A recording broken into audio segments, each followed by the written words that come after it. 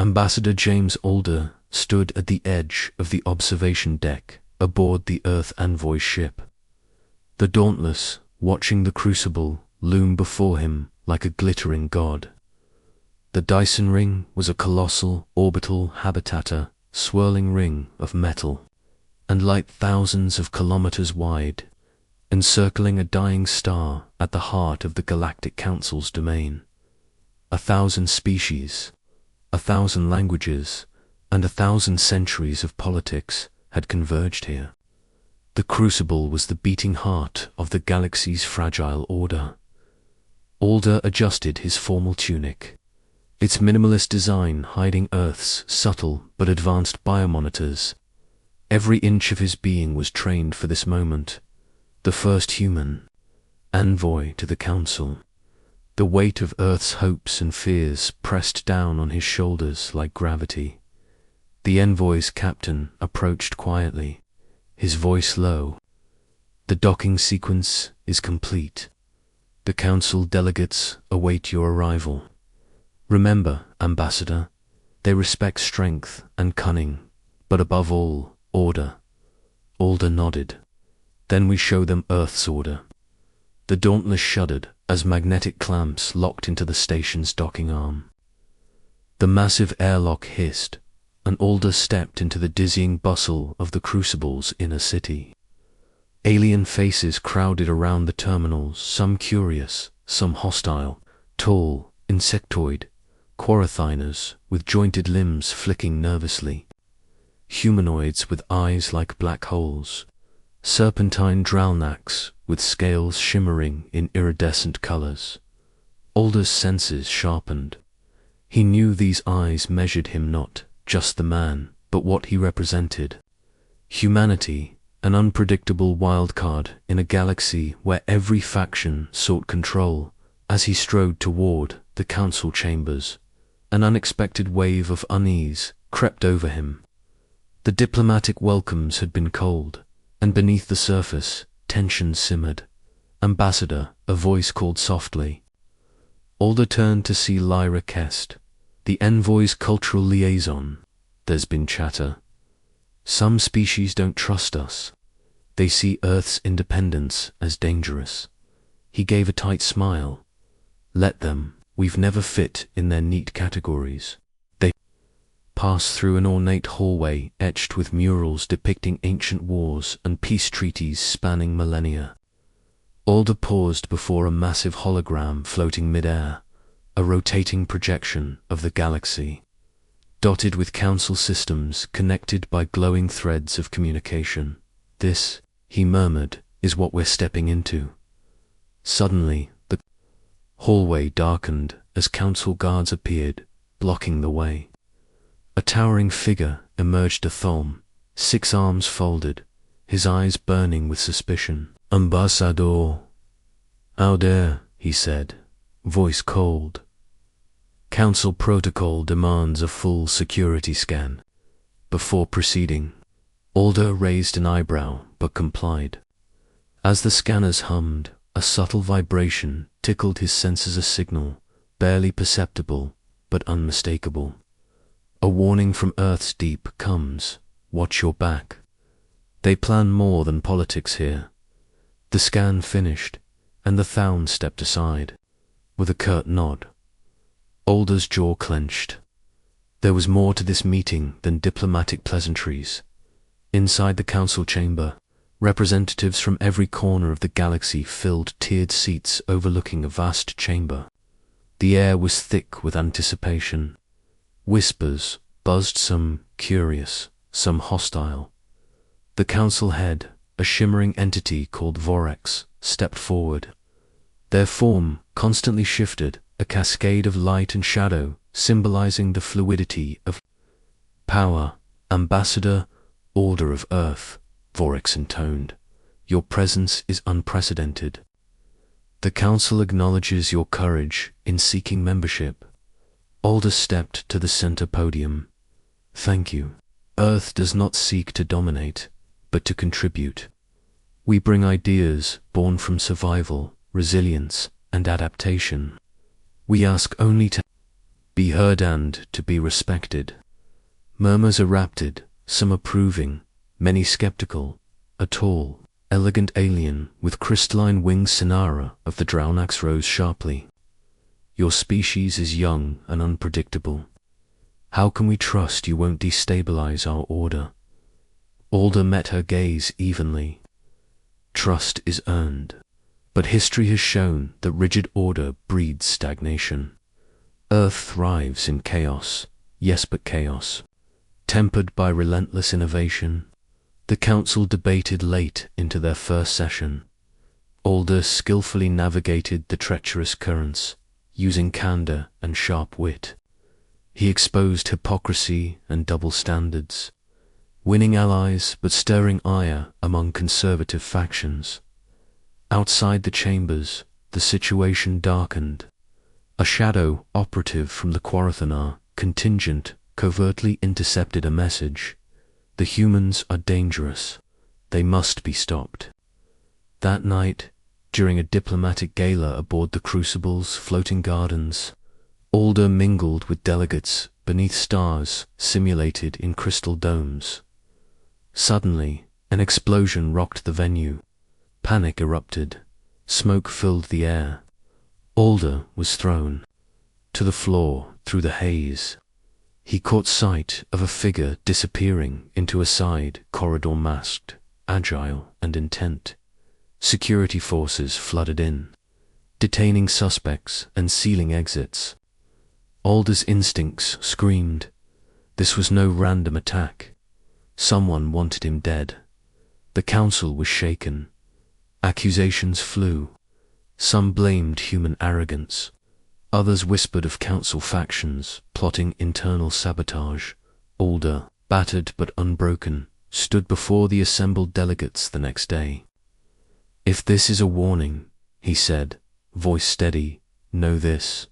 Earth will not bow. We came for peace. But if you aim your weapons at us, you will see what true survival means. Behind the scenes, Earth's deep network buzzed.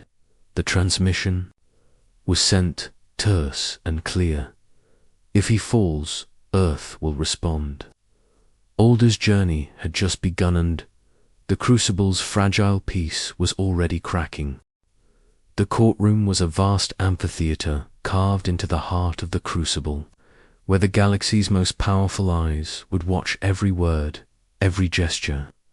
Ambassador James Alder stood at the center, the weight of countless civilizations pressing down on him like a gravitational force. His hands were bound by subtle restraints, advanced tech that neutralized any chance of escape or subterfuge.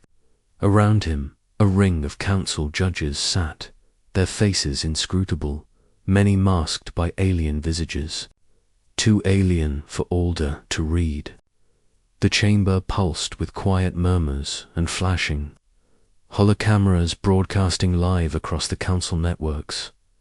The charges against him were clear but fabricated: espionage, interference in sovereign affairs, and conspiracy to destabilize the council. Evidence an array of intercepted communications and falsified data was presented with chilling precision by the prosecution. A coalition of species eager to silence the unpredictable human threat. Alder's own defense was measured, but fierce. Ambassador Alder, the lead prosecutor, Serpentine Drownax named Myra, spoke with venom wrapped in silk. Your species flaunts the laws of the galaxy. You entered our domain with arrogance, disregarding centuries of protocol. We ask, why? Alder's voice rang clear.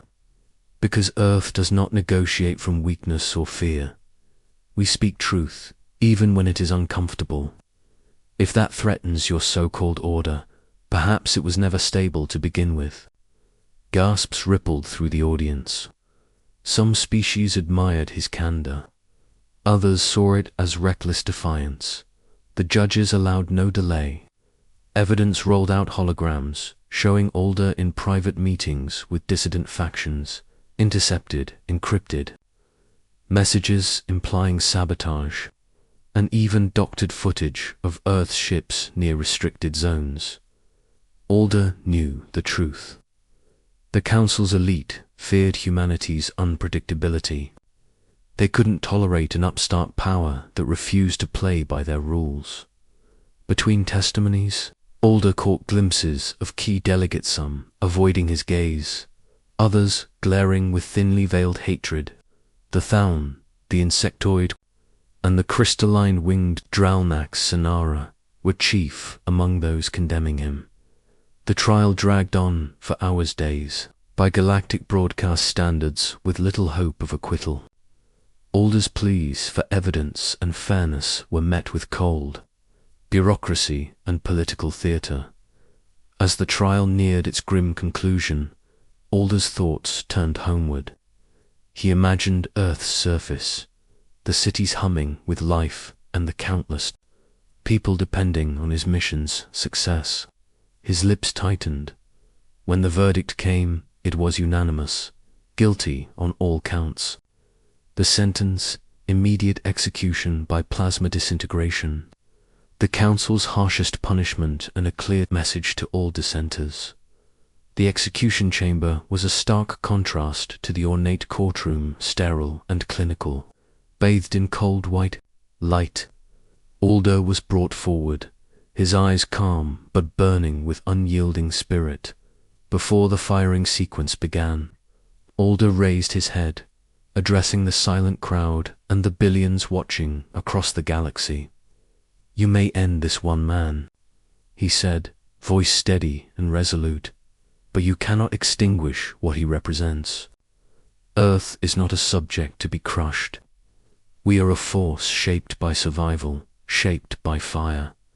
You have made your choice. Remember this day, the day you executed an envoy and awakened a storm.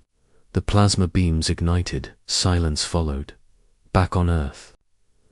The broadcast of Alder's execution sent shockwaves through the population. Millions watched in horror, disbelief, and rising fury. Governments declared national mourning, but the message was clear. This was not just an act of cruelty, was a declaration of war. Deep within Earth's military command centers, the Black Sky Protocol was activated. A silent order spread through. Covert fleets and cyber warfare units. Earth would respond, but not with open war, with erasure. Meanwhile, within the Crucible, tension simmered. Delegates whispered in dark corridors, uncertain how Earth would retaliate. The Council's greatest mistake was underestimating humanity's capacity for calculated vengeance. Days passed with eerie calm. Then the first signs appeared. Council communications faltered. Monitoring stations reported entire worlds going dark. No signals, no activity, no distress calls. A few investigative ships dispatched to these systems never returned. Panic began to set in. The Corathana fleet, tasked with reconnaissance near Earth's borders, returned to the Crucible derelict and empty. Its logs contained a single, chilling message engraved in human code. "This is for Alder." Rumors of ghost fleets and invisible weapons spread like wildfire in the shadowed halls of the Council. A secret meeting convened. The most powerful species debated what to do. "We cannot negotiate with monsters," hissed mirrors, still seething from the trial. "Monsters," countered Sonara, eyes wide with fear. "We pushed them to this. The humans have weaponized silence." A Thaun elder slammed his fist on the table. "We must strike first, before they erase us all." But others urged caution. Vorex's voice, distorted but commanding, cut through the tension.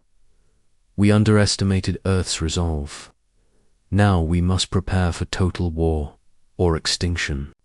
In the midst of rising dread, a quiet transmission echoed across the Crucible's encrypted channels, a single phrase, repeated in human tones. "If he falls, Earth will respond." The Crucible shuddered on the edge of an abyssant humanity's storm was gathering. The Crucible was a hive of whispers and fear. Weeks after Ambassador Alder's execution, the Galactic Council still waited, breath-baited, for Earth's response. None came, no fleets, no envoys, no warnings, just silence. A silence that grew, heavier by the day. But silence in space was never empty. Deep space monitoring arrays began to flicker with anomalies. Entire star systems, once buzzing with activity, blinked off the galactic map. Ships sent to investigate vanished without distress calls. Communication relays ceased transmissions. It was as if vast swaths of the Council's territories had simply ceased to exist in the Crucible's command center. Holographic star charts pulsed ominously, dots vanishing like stars swallowed by darkness. Dot Senair, the crystalline winged Dralnax delegate, paced anxiously. "This cannot be natural," she whispered to the Thaun elder beside her. Entire colonies gone, silent systems reduced to ghost zones. The Thaun's compound eyes narrowed. "It's war, but not like any we've known. Earth has weaponized disappearance." At the edge of Council space, the Quarathana fleet, the first to suspect Earth's involvement, turned from a reconnaissance mission in worse shape than expected. The flagship Vexter drifted into orbit, its hull scarred and systems crippled. Most of the crew were missing, and those found were mute with terror. The Council's forensic teams uncovered no external attack signatures. Instead, the ship's logs told a chilling story. The captain's final entry, encoded in fractured human language, read simply, "They come like ghosts. No warning, no targets left alive. This is for Alder." Inside the Vexter, a strange stillness. Lingered machines operational but eerily silent, sensors detecting no life forms, no organic matter. The ship's corridors were empty. The bridge was a frozen tableau of abandoned command. Back at the Crucible, panic spread. Delegates scrambled to understand the threat. Military commanders issued orders to raise fleets, but Earth's borders were vast and difficult to defend. More colonies went dark. Refugee ships flooded border systems. Speaking of horrors they barely understood, in the shadowed corners of the Council, conspiracies thrived. Some speculated Earth had developed a new weapon, a fleet of stealth ships capable of disintegrating entire planets from within. Others whispered of nanobot swarms that devoured everything in their path, turning worlds to lifeless dust. Vorex, the Council head, addressed the assembly in a rare public broadcast. Their shifting form flickered with exhaustion. "Citizens of the Council," Vorex intoned gravely, "we face an unprecedented threat. We call upon all species to unite. Earth must be confronted not with hatred, but with preparedness." On Earth, in the depths of command bunkers, a starkly different scene unfolded. Black Sky Protocol was no longer theory, it was reality. Across Earth's secret orbital yards, autonomous warships hummed with cold purpose. Deep space drones armed with self-replicating nanotech readied for deployment. Relativistic kill vehicles missiles capable of near-light speed. Impact loaded silently into launch bays. Unlike the Council's traditional armies, Earth's forces moved with ruthless efficiency and invisibility. No grand war declarations. No public announcements, just precision strikes, surgical and unstoppable. The first wave hit quietly. One Council system after another lost power and communication. Cities vanished beneath clouds of engineered nanobots that consumed infrastructure. And biospheres alike. Military installations were erased without warning. leaving behind only barren rock and silence. Observers across the galaxy saw no fleets engaging in battle, just ghostly shadows gliding through space, striking and vanishing before any response could form. A crisis summit was convened in the Crucible's emergency chambers.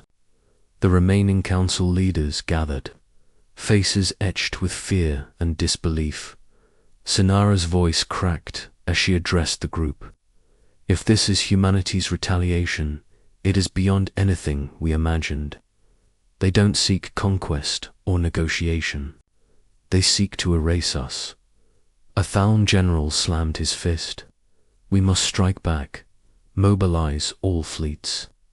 Show them we will not be erased. But others hesitated. The prospect of open war with Earth, an enemy capable of annihilating whole systems without warning, was terrifying.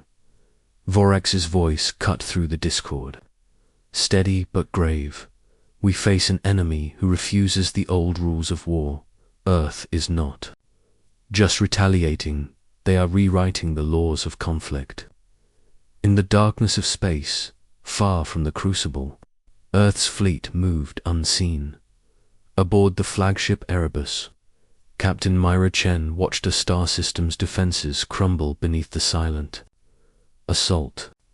On her console, a message flashed for Alder. Her lips curled in grim satisfaction. "We don't fight for glory," she murmured. "We fight to remind the galaxy never execute an envoy." As the vanishing spread, entire civilizations faced extinction or exile. Refugees poured into unaligned territories, carrying tales of human ghost fleets and the dead zone, the growing expanse where no life remained. The galaxy held its breath. The storm humanity had promised was no longer coming, it was here. Deep within Earth's subterranean command complex, an immense holographic star map flickered with countless red Blips Council colonies marked for erasure. The Black Sky Protocol was in full swing. General Anya Patel stood before the map, her sharp eyes reflecting the cold glow. Years of preparation and covert development had culminated in this grim moment. Humanity's response was not a chaotic surge of armies, but a calculated, clinical strike designed to dismantle the Galactic Council's power piece by piece. Around her, officers and AI commanders coordinated the assault with mechanical precision. From Earth's hidden shipyards, fleets of autonomous warships launched silently, their mission clear: obliterate any council system complicit in Alder's execution or harboring hostile intent. In the void, near the Drolnak's home system, the first wave of attack unfolded. The flagship Erebus, sleek and black as a shadow, released swarms of nanotech drones, microscopic machines, programmed to infiltrate and dismantle biological and mechanical systems alike. These nanobots spread like wildfire, invading city infrastructures, disabling defense networks, and collapsing ecosystems at a molecular level. Seconds later, a pulse of relativistic projectiles, salvo of tiny near-light-speed missiles struck military installations with the force of multiple suns, vaporizing orbital defenses and shattering planetary shields. Drolnak's forces scrambled to respond, but their advanced tech failed against Earth's relentless precision. Communications went dark. Entire cities fell silent. Aboard the Erebus, Captain Myra Chen monitored the devastation with clinical detachment. "Target neutralized," she reported calmly, deploying secondary units to secure perimeter. Her voice betrayed no triumph, the resolve of a soldier carrying out orders for a cause far greater than herself. Prepare for the next strike. General Patel's command crackled through the We hit the Quarathona colonies next. They must understand the cost of betrayal. At the Quarathona capital, panic exploded in the streets as ships suddenly lost contact with their fleets. Power grids failed. Automated defenses turned against their own systems under the nanobot assault. Fleet Admiral Yaxer barked orders to mobilize, but the damage was swift and overwhelming. The Quarathina armada, once feared across the galaxy, was reduced to scattered remnants, unable to mount a coordinated defense. Earth's weapons, ... Yaxer growled. They don't fight like we know. This is annihilation without warning. Back in the Crucible, Council delegates gathered in emergency session. The chamber was thick with tension and dread. Sonara's crystalline wings drooped as she addressed the assembly. Black sky is not just war, it is extermination. Our worlds burn before we can even call for aid. A Thorn general slammed a fist on the table. We must retaliate. Send fleets to Earth's borders. Show them the price of hubris. Vorx, flickering between solid and spectral form, raised a hand. Our forces are fragmented. Earth's weaponry is unlike anything we've faced. We must rethink our strategy. Meanwhile, Earth's cyber warfare teams launched digital assaults that crippled Council networks. Viruses rewritten by human AI infiltrated Council mainframes, corrupting data, turning fleets against their own commanders, and erasing centuries of knowledge. The Crucible itself, once a symbol of unity and power, trembled under waves of cyber that brought systems offline and through communications into chaos. On a remote planet near Council space, a lone survivor from a fallen colony broadcasted a desperate message before vanishing into the void. They come without warning. The dead come in silence. Earth's wrath, ... It's total. General Patel observed the destruction with a hard set jaw.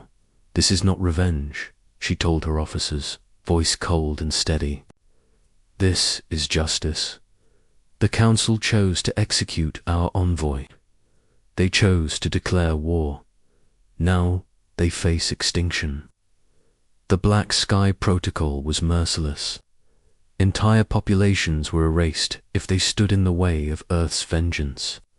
There was no room for mercy, not in a war fought with annihilation.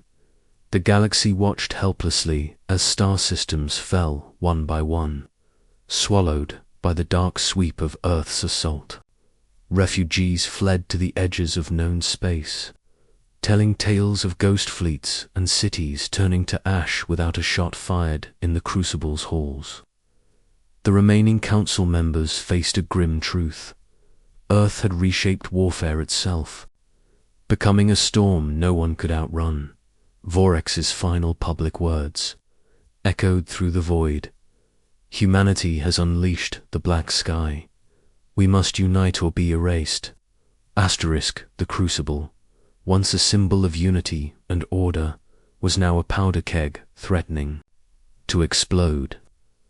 The Black Sky Protocol was no longer just a military operation, had become a catalyst, fracturing the very foundation of the Galactic Council. Inside the Grand Chamber, the air was thick with tension, fear, and blame. Delegates who once exchanged polite greetings now cast bitter glares and whispered accusations. The galaxy's greatest powers faced a reality none had predicted. Earth was dismantling their carefully crafted order, system by system, with terrifying efficiency. Senara, her crystalline wings dimmed and dulled by worry, rose to speak. The Council is unraveling. Our systems burn, our fleets are shattered, and our people flee in terror. If we continue divided, we will fall. Her voice was heavy, but her words cut through the murmurings like a blade. A towering Quarathina delegate slammed a clenched fist on the table. It is the Dralnax's fault. They led the charge against Earth's envoy and provoked this war. The Dralnax senators hissed in outrage. We acted to protect the Council. It was the humans who brought chaos to our doorstep. Amid the chaos, the Thaun Elder, once a staunch supporter of Council unity, leaned forward with a grave expression. Blame will not save us. We must seek an alliance even if it means compromising our pride. Outside the chamber, secret meetings began to take shape. Delegates whispered behind closed doors, negotiating for survival rather than victory. Some sought peace with Earth, hoping to halt the slaughter before more worlds were lost. Others plotted to isolate and betray their rivals, desperate to salvage what power they could. Sinara, exhausted but resolute, met with a small faction of moderate species unwilling to surrender to destruction but wary of Earth's overwhelming might. We must send envoys, she urged quietly, not to plead but to understand. Perhaps there is still a path short of annihilation. Her words were met with skepticism. Meanwhile, in Earth's command centers, General Patel monitored the Council's fractures with cold calculation. The enemy is dividing, she said to her officers. We press the advantage, exploit their weakness. Orders were dispatched to intensify strikes on key Council strongholds, focusing on planets where dissent and desperation were highest. Earth's strategy was simple: keep the Council off balance until it broke apart. Back in the Crucible's shadowed corridors, a secret envoy from the moderate faction slipped through the chaos. Ambassador Lyra Kest, once part of Alder's team, had returned to the Crucible with a dangerous mission-seek dialogue with Earth's commanders. She knew the risks. Earth's wrath was absolute, but so was their desire for survival, not endless war. In a hidden meeting chamber far beneath the Crucible's gleaming surface, Lyra contacted Earth's command. We seek terms, she whispered into the secure. Come, not surrender, but a ceasefire. There is still time to prevent total destruction. General Patel's response was cold and unwavering. We remember the execution of our ambassador. Until the Council acknowledges responsibility, Earth's retaliation will continue. Lyra's hope flickered, but did not die. Back on the Crucible, desperation drove some factions toward radical measures. The Thaun Elder convened a clandestine alliance with fringe groups and mercenaries, willing to fight outside Council rules. Ruled rogue forces prepared to strike Earth preemptively, but their plans were shadowed by fear. Earth's black sky fleets were everywhere and nowhere, striking without warning and disappearing before retaliation. The Council was losing control. At a gala intended to rally Council unity, a deadly ambush unfolded. A hidden Earth operative detonated a covert weaponer, nanobot virus designed to disrupt the meeting's bioenvironment. Chaos erupted. Delegates gasped, collapsed, and convulsed as their systems shut down. Security forces scrambled to contain the outbreak, but the damage was done. Sinara barely escaped with her life, vowing that Earth's merciless tactics would not break their spirit. As systems fell and the Council's power waned, refugees flooded to unaligned worlds, sparking humanitarian crises and political upheaval. The galaxy was fracturing, not just militarily, but socially and economically. Earth watched, unmoved, their war machine relentless and precise in the deepest vaults of the Crucible. Vorex's once majestic form flickered weakly. The Council, head, symbol of galactic order, was now a shadow of power. We face extinction. Vorex admitted in a rare moment of vulnerability. But even in darkness, the spark of rebellion can ignite. We must endure or be erased. Outside the Crucible, the galaxy waited. The storm humanity unleashed was no longer just retribution, it was transformation. The Council's legacy was crumbling, and from the ashes, a new order would rise if any survived to see it. Beneath the surface of Earth's unwavering assault, a quiet storm brewed within its own halls of power. The Black Sky Protocol had unleashed devastation across the galaxy, but its cost was beginning to weigh heavily on humanity's leaders and citizens alike in the sprawling command center known as the Nexus. General Anya Patel stood before a panoramic display of collapsing star systems. Red zones flashed like wounds across the galactic map, each one a world lost to Earth's relentless vengeance. Beside her, Ambassador Lena Kale, the diplomatic voice of Earth, watched the unfolding destruction with growing unease. "We are winning," Patel said, her tone cold and resolute. "But the Council is fracturing. Their systems are falling apart." Lena shook her head. At what cost? Entire populations erased. Refugees flooding the outer colonies. This war isn't just about survival anymore, it's becoming a cycle of hatred that could consume us all. Patel's eyes hardened. They executed older. They refused dialogue. We gave them warnings, and they chose war. Lena stepped closer. "I know, but war is never clean. Every innocent life lost is a stain on Earth's conscience. We must ask ourselves, when does justice become vengeance?" In a quieter chamber, Earth's High Council convened in secret. Political leaders, military strategists, scientists, and ethicists gathered to debate the future of the conflict. The chief strategist, a veteran named Marcus Reeve, argued fiercely for continued escalation. The Council fractured because of our strength. We must push until they beg for peace, or cease to exist.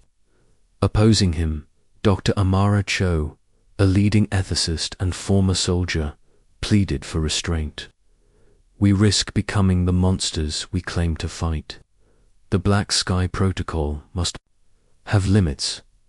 If we lose our humanity, what are we fighting for?" The debate was heated, fracturing an already tense alliance. Meanwhile, across Earth's population centers, protests and demonstrations erupted. Citizens who had initially supported retaliation now questioned the scale of destruction. Families mourned lost loved ones.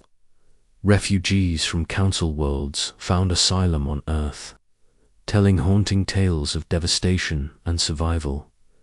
Lena Kale met with one such refugee, former Quarathena scientist named Trixel. "They called us monsters," Trixel said softly. "But Earth's war is unforgiving. We're all victims now." Lena nodded. "That's why we must find a path beyond this war." Back in the Nexus, General Patel grappled with her own doubts. Years of military discipline clashed with the growing weight of civilian suffering and moral questions.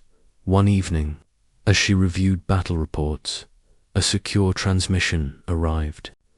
It was a recording from Ambassador Alder's final moments' words of defiance and warning. "You may end this one man, but you cannot extinguish what he represents." Patel's hand trembled slightly. Alder's spirit haunted her decisions.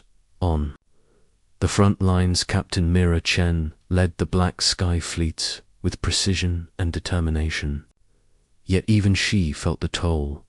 After a devastating strike on a Council colony, she stood silently watching as survivors fled the ruins. A young soldier beside her whispered, "Do you ever wonder if we've gone too far?" Myra's gaze hardened. "We fight to protect Earth. We cannot afford doubt." But deep inside, the question lingered as the war dragged on. Earth's internal divisions deepened. The High Council authorized the formation of a special commission, the Conscience Council II. review and oversee the Black Sky Protocol's operations. Its mission, to balance military necessity with ethical responsibility. Lena Kale was appointed its chair, tasked with navigating the impossible balance between justice and mercy. In a tense meeting, Lena confronted General Patel. "We must find a way to end this without total destruction," Lena urged. "The galaxy watches us. Our legacy will not be written in ashes." Patel's jaw clenched. "If we stop now, the Council will rebuild and strike again." "Earth cannot show weakness." Lena met her gaze. "Strength is not just in power, it's in knowing when to lay down arms." Meanwhile, news reached Earth of the Council's internal collapse. Factions vied for survival, some seeking peace, others desperate for revenge. Lena and her commission pushed for renewed diplomatic overtures. Secret channels opened, but Earth demanded accountability for Alder's execution before any talks. The galaxy was on the brink, teetering between annihilation and fragile hope. One night, as Earth's leaders pondered their next move, a cryptic message was intercepted from the Crucible. "We remember. We suffer, but we seek peace. Let the storm end." The words sent ripples through Earth's command. Was this a genuine offer, another ploy? General Patel stared at the message long into the night. The war that began with fury and vengeance was evolving into something more complex, where survival depended not just on weapons, but on conscience. And the choices humanity made now would shape the future of the galaxy. *= The Crucible's once proud chambers were cloaked in a tense, uneasy silence. The intercepted message from the fractured Council factions had sparked cautious hope and wary skepticism. Delegates gathered for an unprecedented summit. The galaxy's shattered powers were desperate for an end to the Black Sky Protocol's merciless campaign. Yet trust was a luxury no one could afford. Senator's single quotes as crystalline wings shimmered faintly as she addressed the assembly. "We come not as enemies, but as survivors. Our worlds burn, our people scatter, but the will to endure remains. We offer peace." A murmur spread across the room. Back on Earth, the news of the Council's peace overture sparked heated debate. General Anya Patel and Ambassador Lena Kale faced their greatest test: to weigh the cost of continuing war against the fragile promise of diplomacy. Lena's voice was steady in the Nexus Command Center. "We must listen. The galaxy is fractured beyond repair, but this may be our only chance to stop the slaughter." Patel's eyes narrowed. "If it's a trap, it will cost us everything." The first phase of negotiations unfolded on a neutral space station, an ancient relic from a pre-Council era, orbiting a dead star. The atmosphere was cold, and every word was measured with suspicion. Representatives from Earth and the Council's surviving factions faced each other across the negotiation table. Years of hatred and destruction filled the space between them. Sina opened the talks. "We understand the pain Earth has suffered. The execution of your envoy was unjust, but so too is this campaign of annihilation. We ask for a cessation of hostilities." Earth's envoy, Ambassador Kale, nodded. "We require accountability for Alder's death and assurances that the Council will never again threaten Earth or its people." Behind the scenes, more fragile alliances began to shift. Some Council factions, weary of endless war, advocated for concessions. Others, still thirsting for revenge, sabotaged talks through secret attacks and subterfuge. The Erebus and other Black Sky Fleet commanders remained on high alert, their mission unchanged until peace was secured. Suddenly, Amid the negotiations, a new threat emerged. Sensors detected an unknown fleet approaching the negotiation station, massive, heavily armed, and unlike any known Council or Earth vessels. Panic rippled through the delegates. Sonara's voice was calm but urgent. We must prepare defenses. This fleet could end any chance of peace. Earth's military commanders scrambled to mobilize forces, deploying drones and interceptors to protect the station. The mysterious fleet hailed the negotiators with a chilling message. We are the harbingers. Your war has awakened us. We do not seek peace. We seek dominance. Prepare to be judged. The harbingers, ancient, ruthless warriors from beyond known space, had long been whispered about in galactic legends. Their arrival threatened to engulf all sides in a conflict far deadlier than the Council's civil war, with the harbingers poised to strike.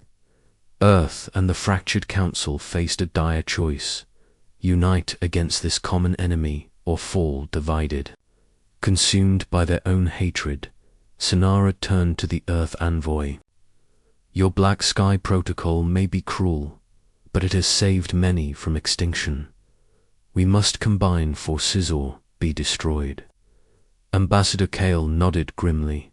For now, we stand together. As the harbingers closed in, the old rivalries melted.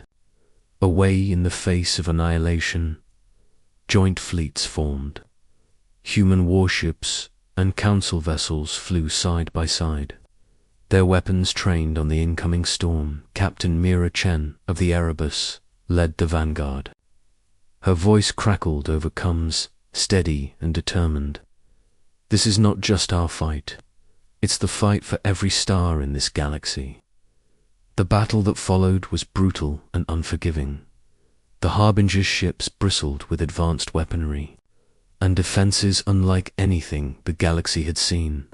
Yet the combined forces of Earth and the Council fought with desperate courage and precision. Nanobot swarms clashed with energy shields. Relativistic projectiles tore through armor plates. Electronic warfare raged as fleets battled for dominance. In the chaos, personal stories emerged. Sonara and Myra found themselves fighting side by side, their mutual respect growing amid the firestorm. Ambassador Kale negotiated ceasefires on multiple fronts, pushing for unity even as betrayal threatened from within. General Patel coordinated strikes from Earth, balancing the grim calculus of war with the hope of survival. After days of relentless combat, the Harbingers withdrew battered but unbroken. Their message was clear: the galaxy's old conflicts must end, or all would perish under their judgment. Exhausted but resolute, Earth and Council leaders returned to the negotiation table. The war that had begun with blood and fury was forced into an uneasy truce, one born not of trust, but of necessity. Sonara's parting words lingered in the air. The storm is not over, but perhaps now we can learn to weather it together. The battered negotiation station floated silently in the void, a fragile beacon of hope amid the scars of war. The Harbinger's retreat had forced an uneasy ceasefire between Earth and the fractured Galactic Council, but peace was a delicate, uneasy thing. Inside the station's council chamber, delegates gathered once more. Their faces were worn with loss, their voices quiet but determined. Sonara's crystalline wings glowed faintly in the subdued light. The galaxy we knew is gone. Our systems destroyed, our people scattered, but we survive. From these ashes, we must build anew. Across the table, Ambassador Lena Kale nodded. Earth stands ready not as conquerors, but as partners. We will help rebuild what we destroyed and ensure no future violence threatens this fragile peace. On Earth, the cost of the war was etched deep into the planet's soul. Cities once vibrant now bore memorials for fallen soldiers and civilians alike. Refugees from council worlds found new homes, and cultures mingled in a cautious harmony. General Anya Patel walked through a memorial plaza, the faces of fallen comrades etched into polished stone. Her expression was unreadable, but inside, the weight of command still pressed heavy. The Black Sky Protocol had fulfilled its purpose, avenging the Envoy's death and shattering the Council's old order. But now, humanity faced a new challenge, leading a galaxy still trembling on the edge of chaos. In the days that followed, Earth and the Council formed a new coalition, the Concord of Stars, a governing body committed to collective security, reconstruction, and diplomacy. Vorex, the once powerful council head, now a humbled advisor, addressed the assembly. We must never forget the lessons of war. Power without wisdom is destruction. Together, we can forge a future that honors all our peoples. Sonara, Ambassador Kale, and other leaders stood united in a historic moment, the galaxy's first true attempt at cooperation after centuries of conflict. But peace was not without its shadows. In the outer reaches, pockets of resistance lingered, fanatics who saw Earth as a tyrant, and Council loyalists who sought to reignite the war. A covert network of spies, saboteurs, and rogue warlords threatened the fragile order. Earth's intelligence agencies worked tirelessly to root out these threats, while Council factions struggled with their own internal disputes. Captain Mira Chen, now a decorated hero of the Black Sky fleets, found herself leading peacekeeping missions across volatile regions. On one distant moon, she encountered survivors of a shattered colony, people torn by loss but yearning for stability. We fight to protect Earth, she told them, but now we fight to protect peace. Her words echoed a new mission, one not of destruction, but of preservation. Amidst rebuilding efforts, a new generation of humans and alien children grew up together, learning histories intertwined by conflict and cooperation. Schools taught the stories of war and the cost of hate, but also of hope and resilience. Lena Kale visited one such school, watching as children debated the future with curiosity and passion. They will inherit this galaxy, she whispered. It's our duty to leave them a better one. Yet, in quiet moments, General Patel pondered the fragile balance they had achieved. The Black Sky Protocol had changed the galaxy and humanity with lasting consequences. Could Earth resist the temptation of dominance? Could the Council heal its wounds and build trust? The answers were unknown. A final transmission from the Harbingers reached the Concorder, solemn warning. We watch. The next storm will test your resolve. Prepare. The galaxy's fragile peace was a calm before the inevitable tempest. But humanity, tempered by fire and forged in conflict, stood ready. Earth's place in the stars was no longer as a lone outlier, but as a beacon, flawed, but fiercely determined to shape the future. And as the concord of stars gathered under the light of a new dawn, one truth remained clear. The galaxy's story was far from over.